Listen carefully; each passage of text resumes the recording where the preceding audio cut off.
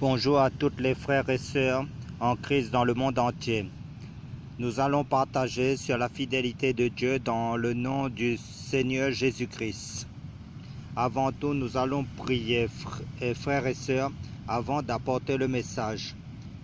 Prions. Seigneur, nous te remettons ce temps, que vraiment tu nous éclaires, que tu nous guides. Seigneur, nous te bénissons, ton nom, Seigneur, pour ta fidélité, pour ta bonté. Merci, Père très saint, pour l'œuvre de ton Esprit Saint qui agit en nous, Seigneur. Nous avons besoin de toi à chaque minute, à chaque seconde que Dieu fait. Seigneur, tu es notre oxygène, tu es notre air que nous devons respirer jour après jour. Ta parole est vitale pour nos vies. C'est elle qui opère la transformation, le changement des cœurs, les conversions, les guérisons. Ta parole est puissante et Seigneur, rien ne peut s'opposer à ta parole. C'est elle qui confondra le monde, c'est elle qui jugera toutes choses. Seigneur, tu es la parole. Seigneur, que ton nom soit béni, éclaire-nous encore pour que ton nom soit élevé et glorifié éternellement au nom du Seigneur Jésus-Christ. Amen. Prenons le livre de Deutéronome, chapitre 7, verset 9. Deutéronome, chapitre 7.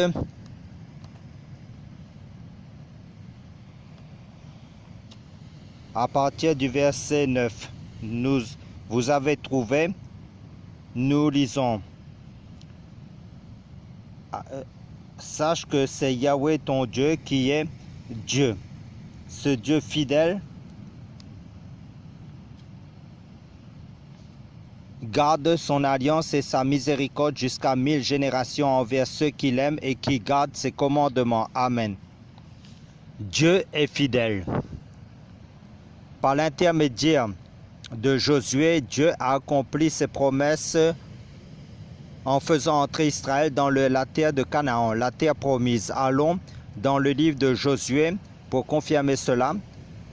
Josué chapitre 23.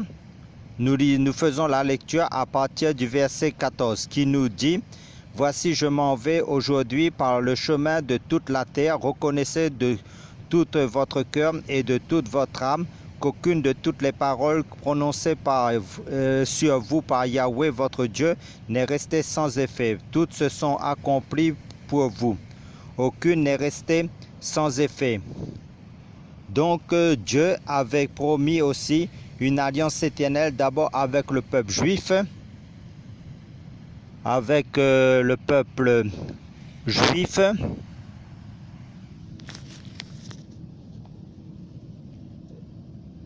Dieu est fidèle et ça s'est accompli par Jésus-Christ. Voyons cela dans la lettre aux Hébreux chapitre 8 verset 10 à 13. Hébreux chapitre 8 à partir du verset 10 à 13 qui nous dit « Mais voici l'alliance que je traiterai après ces jours-là, avec la maison d'Israël, dit le Seigneur. Je mettrai mes lois dans leur esprit et je les écrirai dans leur cœur.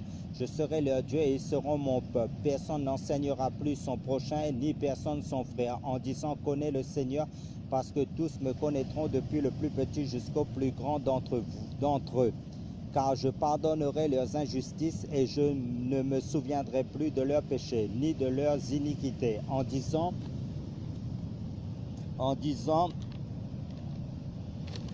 une nouvelle alliance, il a déclaré vieille la première. Or, ce qui devient vieux est ancien, est prêt d'être aboli. Amen.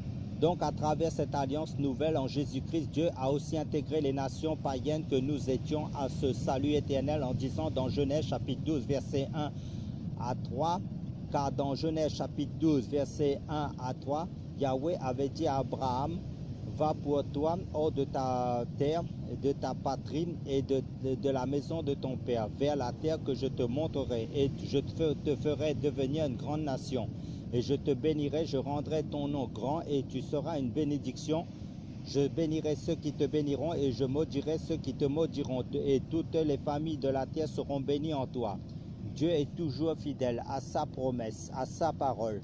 Car Jésus qui est de la descendance du peuple juif selon la chair, ça s'est accompli car Abraham était l'ancêtre des Juifs. Vérifions les Écritures en profondeur et en largeur. L'évangile de Jean chapitre 4 verset 22 nous dit: vous adorez ce que vous ne connaissez pas. Nous adorons ce que nous connaissons, car le salut vient des Juifs. Voyons ce salut qui vient des Juifs. Actes des Apôtres chapitre 4 verset 11 à 12 nous dit clairement: c'est cette pierre qui est l'image de Jésus-Christ, rejetée par vous qui bâtissez, qui est devenue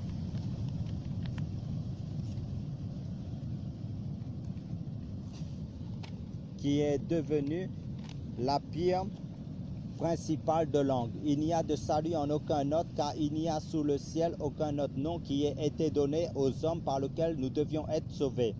Car le message de l'évangile est christocentrique. Allons dans Galates chapitre 4 à partir du verset 4 à 5. Galates chapitre 4 à partir du verset 4 à 5 qui nous dit: mais lorsque l'accomplissement du temps est venu, Dieu a envoyé son Fils né d'une femme née sous la loi afin qu'il rachète ceux qui étaient sous la loi, afin que nous recevions l'adoption. Amen. Merci Seigneur Jésus-Christ de nous avoir rachetés, adoptés en toi seul, Seigneur Jésus-Christ. Amen.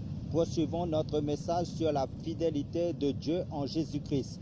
Car le livre de Romains chapitre 10 verset 4 nous mentionne: car Christ est la fin de la loi pour la justification de tout croyant. Amen. Alléluia. Car Dieu s'est révélé en premier à Israël, ensuite aux autres nations à travers Jésus-Christ. Voyons d'abord pour les Israélites qu'est-ce que la parole de Dieu nous dit dans Romains chapitre 9 à partir du verset 4 à 5.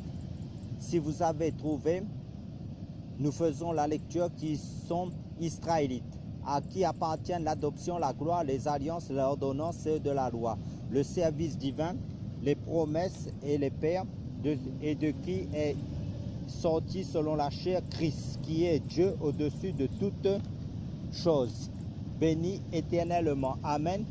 Dieu s'est tourné ensuite vers nous, les autres nations qui étions païens.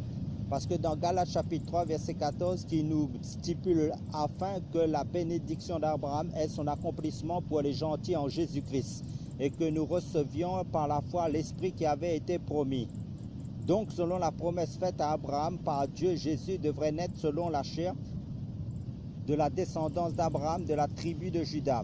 Parce que dans Genèse chapitre 49 verset 10 qui nous dit: le sceptre ne s'éloignera point de Juda ni le bâton de législateur d'entre ses pieds, jusqu'à ce que le Shiloh vienne et que les peuples lui obéissent.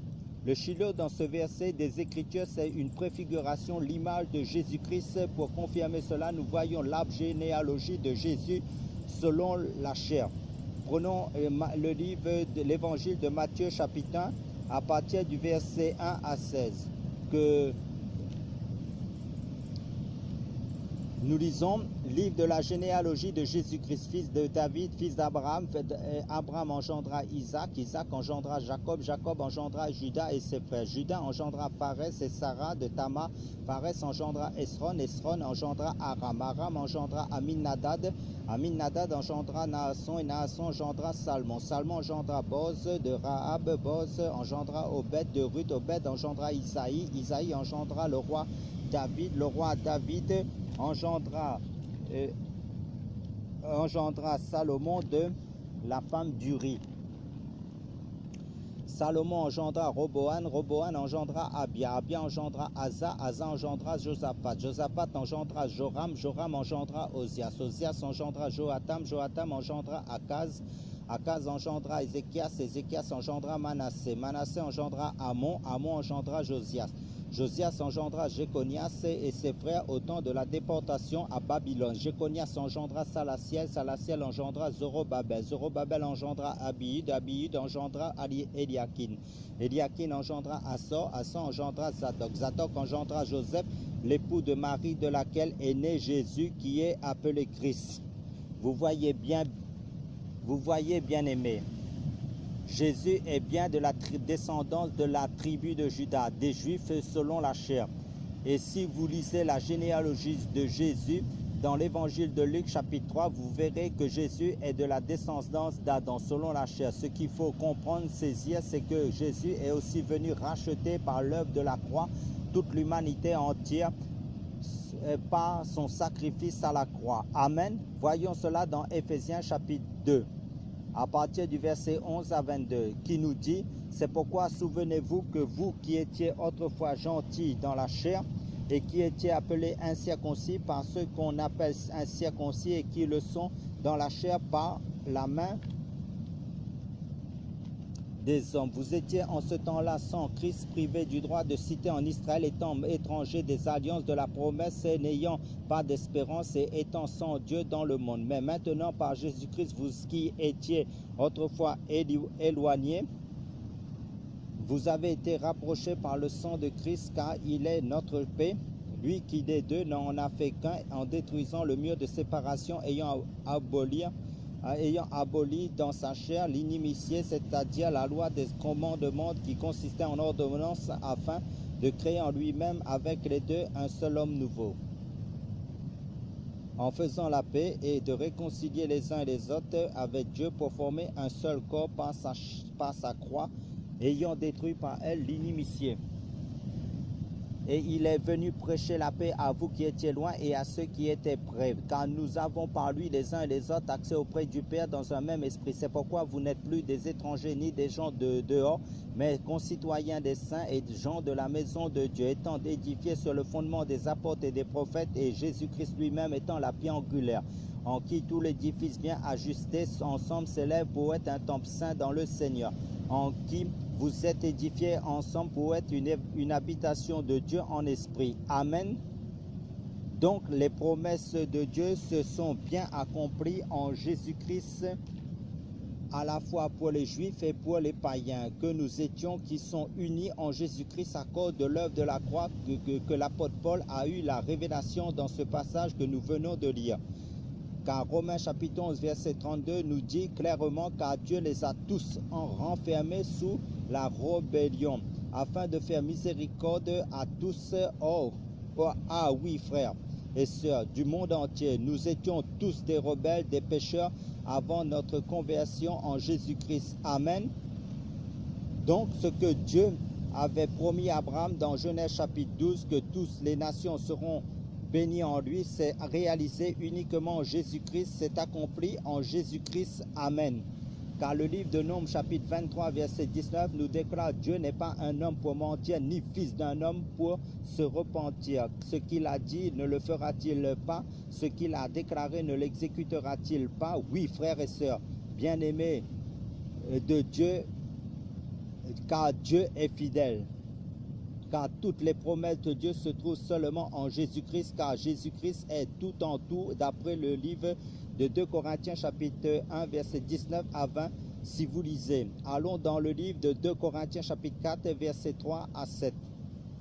2 Corinthiens chapitre 4 verset 3, à partir du verset 3, il nous est dit: si notre évangile est encore voilé, il ne l'est que pour ceux qui périssent, pour les incrédules dont le Dieu, c'est-à-dire Satan, de cet âge, le Dieu de cet âge, a aveuglé l'entendement, afin qu'il ne soit pas éclairé par la lumière de l'évangile de la gloire de Christ, lequel est l'image de Dieu. Amen, alléluia. Car nous ne nous prêchons pas nous-mêmes, mais nous prêchons Jésus-Christ, le Seigneur, et nous déclarons que nous sommes vos esclaves pour l'amour de Jésus. Amen, alléluia. Car Dieu qui a dit que la lumière resplendit des ténèbres est celui qui a resplendi dans nos cœurs pour manifester la connaissance de la gloire de Dieu qui se trouve en Jésus-Christ. Amen, alléluia, gloire à Dieu, gloire à Jésus-Christ. Mais nous avons ce trésor dans des vases de terre, afin que l'excellence de cette puissance soit attribuée à Dieu et non pas à nous. Donc Dieu nous demande la fidélité, la persévérance dans le travail depuis notre engagement, notre alliance pour son œuvre, depuis notre baptême en lui jusqu'à la fin, malgré les combats, les persécutions, les tribulations. Le livre d'Ecclésiaste chapitre 5 verset 3 à 4 nous dit: si tu as fait un vœu à Dieu, ne tarde pas à l'accomplir, car il ne prend point de plaisir aux insensés. Accomplis donc le vœu que tu as fait. Il vaut mieux que tu ne fasses point de vœu que d'en faire un et de ne pas l'accomplir dans la même pensée. Prenons le livre de Proverbes chapitre 20 verset 25 qui nous dit: c'est un piège pour l'homme que de dévorer les choses saintes et de chercher à à s'en emparer de ce qui est voué. Ça veut dire quoi? Que depuis notre engagement que nous avons accepté, le Seigneur fait le vœu de l'acceptation en Jésus-Christ, notre Seigneur et notre Sauveur et notre Seigneur dans notre vie. Depuis notre début de notre marche chrétienne, nous mangeons l'agneau. Ça veut dire quoi? Que le salut en Jésus-Christ, c'est gratuit. Que Dieu nous offre gratuitement. Mais l'autre face de l'œuvre de la croix, c'est le lion de la tribu de Juda, c'est-à-dire Jésus-Christ en tant que Seigneur dans notre vie par son Saint-Esprit dans notre vie. Car la parole de Dieu nous dit car c'est plus nous qui vivons, mais c'est le Christ qui vit en nous. Et c'est là que Dieu nous demande d'être fidèles aussi dans ce qu'il nous a confié pour être responsable et pour accomplir, faire les tâches qu'il nous demande basées sur sa parole, ce que sa parole dit comme référence. Exemple, vie de prière, vie d'évangélisation, gagner des âmes pour le royaume de Dieu, vivre en conformité avec sa parole, vie d'exhortation de la parole de Dieu selon la grâce qu'il a mis en chacun de nous en tant qu'enfants de Dieu, chacun pour sa part, pour bâtir, pour édifier, partager, travailler, pour servir dans le corps du Christ, dans l'œuvre de Dieu, pour l'avancement de son œuvre. C'est l'affaire de toutes les personnes qui ont reçu Jésus-Christ dans leur vie. Amen. Car le livre de 1 Corinthiens chapitre 11 verset 1 nous dit par l'apôtre Paul, inspiré par l'Esprit de Dieu, qui nous dit clairement, soyez mes imitateurs comme je le suis moi-même de Christ. Donc il faut imiter Jésus-Christ, le maître comme modèle par excellence, car l'évangile de Luc chapitre 6 verset 40 nous mentionne le disciple n'est pas au-dessus de son maître, mais tout disciple accompli sera comme son maître. Quand Jésus priait, nous aussi nous devons suivre son exemple. Mais l'évangile de Marc chapitre 11 verset 17 nous dit, et il, c'est-à-dire Jésus-Christ, les enseignait et en leur disant, n'est-il pas écrit, ma maison sera appelée une maison de prière pour toutes les nations, mais vous en avez fait une caverne de voleurs. Voyons maintenant sa maison. Allons dans 1 Timothée chapitre 3 verset 15 qui nous déclare et afin que tu saches, si je tarde, comment il faut se conduire dans la maison qui est l'église de Dieu vivant, la colonne et l'appui de la vérité. Amen. Donc, pour les lecteurs de la Bible qui sont éclairés d'après le livre d'Hébreux chapitre 3 verset 6 qui nous dit, mais Christ l'est comme fils sur sa maison et nous sommes sa maison, pourvu que nous retenions fermement jusqu'à la fin l'assurance et l'espérance qui est notre sujet de gloire. Vous voyez, la parole est très claire. Nous sommes chacun pour sa part la maison de Dieu depuis notre conversion en Jésus-Christ. Amen, c'est-à-dire l'église de Jésus-Christ, chacun pour sa part. Donc, Jésus proclamait, annonçait l'évangile, le royaume de Dieu, nous de même, nous devons le faire. C'est le mandat que les chrétiens ont reçu du Seigneur Jésus-Christ jusqu'à la fin et d'exhorter les frères et sœurs pour encourager, pour fortifier les uns et les autres et toujours témoigner de Jésus. Amen. Car l'évangile de Matthieu chapitre 1 verset 14 nous dit aussi, or, après que Jean eut été mis en prison, Jésus alla dans la Galilée prêchant l'évangile du royaume de Dieu. Donc nous devons imiter le Maître malgré les dires des uns et des autres, malgré les persécutions à cause du nom du Seigneur Jésus-Christ. Malgré tous les combats, nous devons toujours annoncer le royaume de Dieu en Jésus-Christ. Amen. Continuons notre message sur la fidélité de Dieu. Prenons 1 Corinthiens chapitre 4 verset 1 à 2 qui nous dit que chacun de nous regarde comme des serviteurs de Christ et des gestionnaires des mystères de Dieu. Du reste, il est exigé des gestionnaires que chacun soit trouvé fidèle. Donc, Dieu exige de nous la fidélité dans ce qu'il nous a confié pour le faire par sa grâce. Amen.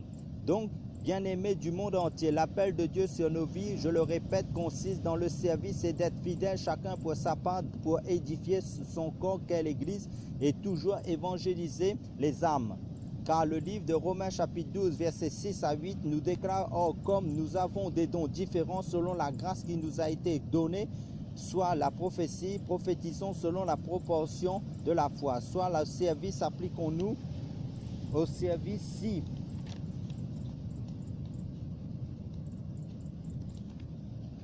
quelqu'un est appelé à enseigner, qu'il enseigne. Et si quelqu'un est appelé à exhorter, qu'il exhorte. Que celui qui donne le fasse dans la simplicité, que celui qui préside le fasse soigneusement, que celui qui exerce la miséricorde le fasse avec joie. Donc la fidélité est primordiale. Et le psaume chapitre 18, verset 26, dans ma version de Bible, il est dit: avec celui qui est bon, tu te montres bon. Avec l'homme droit, tu agis selon la droiture. Amen. Car dans d'autres versions de Bible, dans ce passage du psaume chapitre 18, verset 26, il nous est dit: avec celui qui est fidèle, tu te montres fidèle. Amen. L'évangile de Luc chapitre 22, verset 24 à 27 nous dit: il s'éleva une contestation parmi eux pour savoir lequel d'entre eux serait estimé le plus grand. Mais il leur dit: les rois des nations les maîtrisent et ceux qui exercent l'autorité sur elles sont appelés bienfaiteurs. Mais il n'en sera pas ainsi de vous. Au contraire, que le plus grand parmi vous soit comme le plus petit, et celui qui gouverne comme celui qui sert. Car lequel est le plus grand, celui qui est à table ou celui qui sert? N'est-ce pas celui qui est à table? Oh, je suis au milieu de vous comme celui qui sert. Donc cela veut dire qu'on est les domestiques des uns et des autres en fonction des grâces qu'on a reçues du Seigneur. Pour servir, pour enrichir les autres spirituellement. La première épître de Pierre, chapitre 4, verset 10, nous dit que chacun de vous rende service aux autres selon le don qu'il a reçu, comme de bons gestionnaires des diverses grâces de Dieu. Donc chacun de nous aura des comptes à rendre à Dieu d'après Romains chapitre 14 verset 12, dans ce qu'il a reçu du Seigneur pour le partager, pour le faire fructifier, bâtir, édifier, consoler, consolider, encourager, nourrir, fortifier, éclairer, construire dans l'œuvre de Dieu. Nous avons tous reçu en tant qu'enfants de Dieu. La preuve, l'évangile de Luc chapitre 16 nous parle de la fidélité dans les petites choses et nous parle de la fidélité dans les petites choses et fidèle dans les grandes, et celui qui est injuste dans les petites choses, il sera injuste dans les grandes. Par rapport au bien injuste de ce monde, au bien matériel qu'on a reçu du Seigneur, comment on le gère quand on est des gestionnaires dans notre vie courante, si on est responsable ou mature, si on est ordonné dans les choses naturelles de notre vie, de notre travail, vie de famille, de nos finances que Dieu nous donne chaque jour, que Dieu nous a donné en premier lieu. Si nous ne sommes pas fidèles ou si nous gérons mal dans ces petites choses, on ne pourra pas faire l'œuvre de Dieu avec efficacité, correctement. On va détruire, diviser au lieu de construire pour mieux comprendre. Prenons 1 Timothée chapitre 3 verset 1 à 5 nous dit: cette parole est certaine, si quelqu'un désire la fonction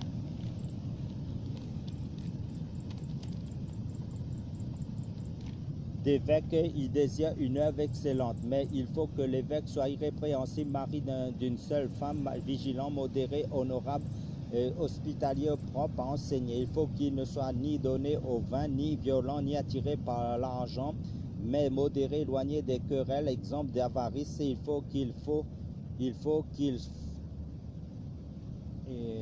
qu'il dirige honnêtement sa propre maison et qu'il tienne ses enfants dans la soumission et dans une parfaite honnêteté. Car si quelqu'un ne sait pas diriger sa propre maison, comment pourra-t-il gouverner l'église de Dieu? Amen. Si nous avons un mauvais témoignage, nous ne serons pas crédibles dans les choses de Dieu.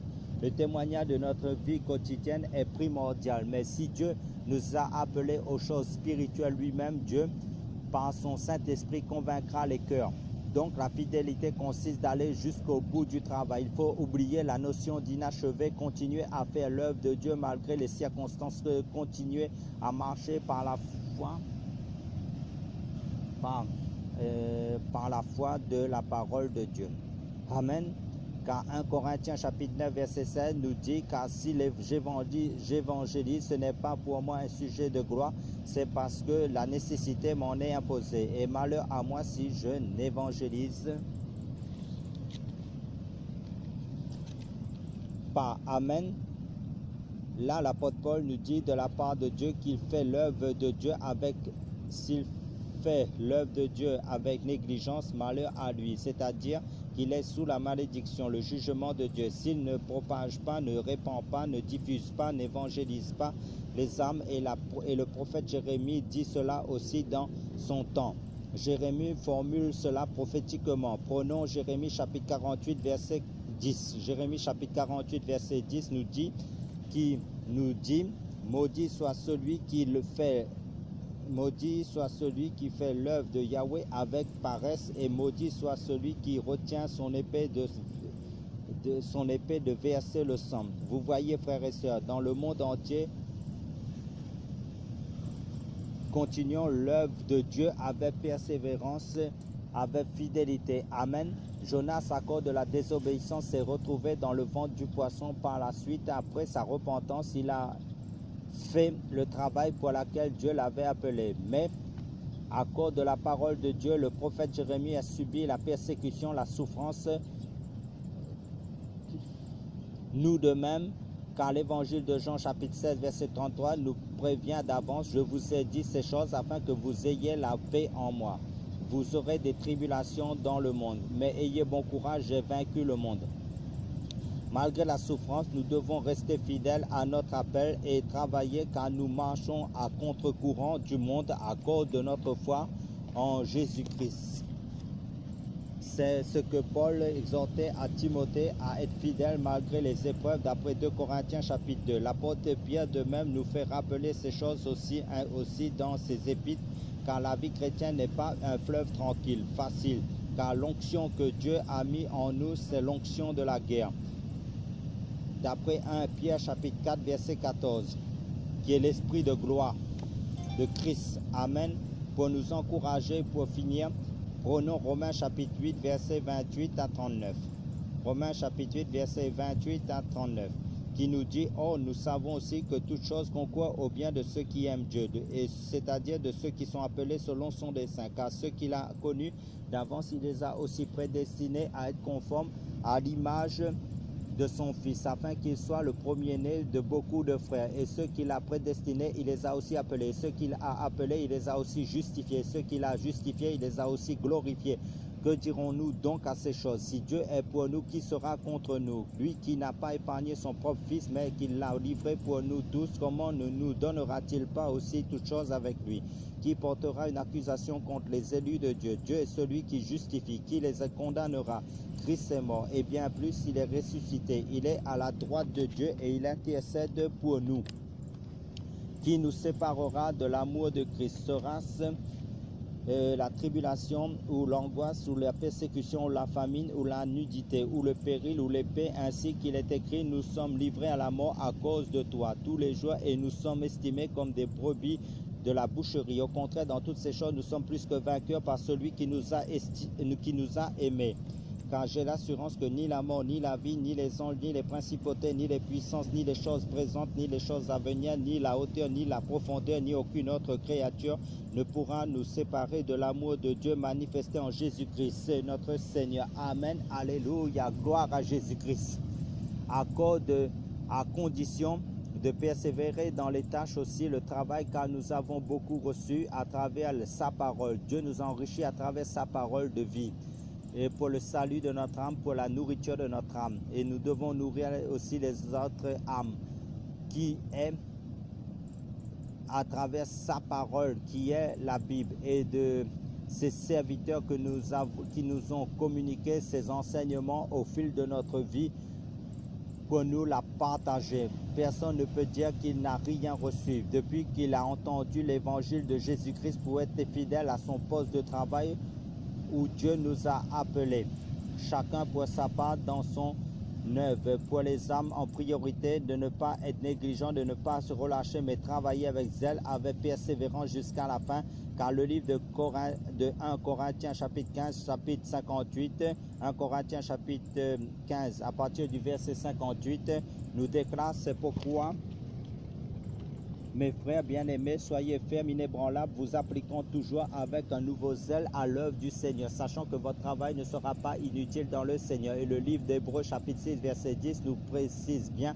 car Dieu n'est pas injuste pour oublier votre œuvre et le travail de charité que vous avez témoigné pour son nom, ayant servi et servant les saints. Et le livre de 2 Timothée chapitre 2 verset 13 nous dit, si nous sommes infidèles, il demeure fidèle, car il ne peut se renier lui-même.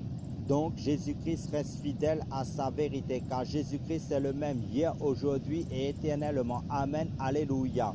Pour conclure notre message sur la fidélité de Dieu, frères et sœurs, prions. Père, nous bénissons ton nom glorieux pour l'œuvre de la croix. Seigneur Jésus, Christ, nous te bénissons pour tout ce que tu nous donnes à vivre. Merci pour chacun de nous. Seigneur, bénis encore mon frère, ma sœur, tes bien-aimés dans leur cheminement spirituel, dans la persévérance avec toi. Seigneur Jésus-Christ, et relève ceux et celles qui sont tombés dans leur marche chrétienne, relève-les dans ta repentance et pour reprendre la marche chrétienne. Merci pour ta fidélité dans notre vie et aide chacun de nous à demeurer dans la fidélité pour ta gloire, Père éternel, dans le nom de Jésus-Christ. Amen.